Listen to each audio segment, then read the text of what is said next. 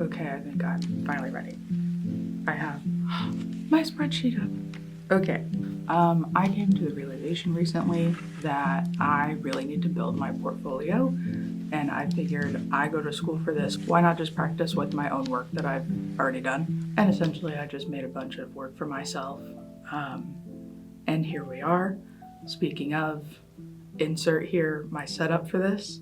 I'll be taking you through the trials and errors of me building my portfolio, starting with a photo shoot today. So let's get started. Starting with pre-production, I'll be breaking this down into pre-production, production, post-production, just because I think that that's just the easiest way to understand it. Starting with pre-production. First, I had to make sure that I could actually logistically do this, that I could book the studio on campus and find a willing participant to be in the photo shoot. Thank you to my instructor and thank you to my dear friend. Then I make a mood board where I try to find, I look through a shit ton of stuff until I find something that just sparks an idea in my head, or I find something that I look at and I go, oh, that's cool, I want to try that. And then I just try to do it because I feel like that's the only way that I'm going to learn how to do it is if I just try to do it on my own. So I specifically often look for images that make me think of other things that I could do. Like I could do that, but this, for just, brainstorming, having the most options possible, because you can literally do anything. That is so cool. That's so cool about this, is that you can literally do whatever you want. And I love it. Then I compile all these images, I throw everything against a wall, and I see what sticks, and I kind of edit it down until it feels cohesive. I also look at posing references just to see what kind of body language and shape that I would want in the photos. Next, I have to figure out what equipment I'll need for it. Oh, the style that I'm going for. I picked doing gel flash photography just because I thought it looked cool. So I have, actually, let me okay. Okay. Oh, what are you doing, phone? Not like this.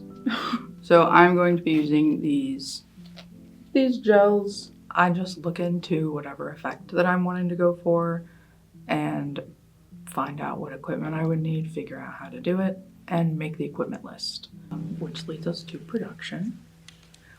First, of course, gathering your equipment. For example, for this, I am using 2 soft boxes, camera, tripod, shotgun mic, LED light, yeah. And I need other things for filming this video as well. So I just made a big list of everything that I would need. And there you go. That's your equipment list. Pretty straightforward. This is the equipment that I needed for the photo shoot. Once I gather all of my equipment, I have to then set up the studio. What I do really is I just put things in a general setup and then I just adjust it until it looks right.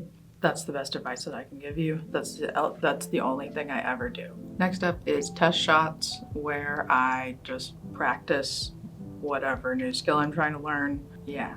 Insert pictures of Louie. Oh my goodness, Louie. Louie is the mascot, one of the mascots of the program here. He looks like this. He's been in a lot of stuff. He's been subjected to a lot. He's a regular around here.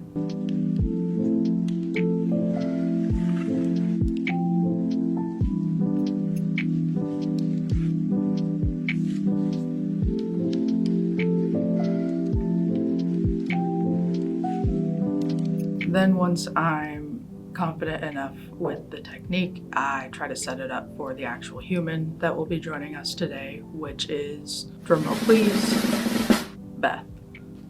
Yay! We love her, Diva. Diva.